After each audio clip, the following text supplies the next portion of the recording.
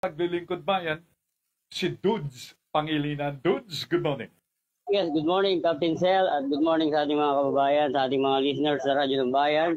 At tayo ngayon ay nandito na sa Barangay Malinta kung saan yung reklamo na ating tinututukan ni Mrs. P. Mendoza at nung isang kawani ng barangay na umubos o sumimot ng kanyang pera sa ATM card ng pension plan.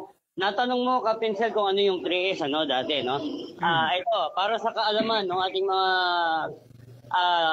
listeners at viewers ng Radyo ng Bayan, ang 3S ay ito yung sama-samang serbisyo, no? O sentro ng sama-samang serbisyo.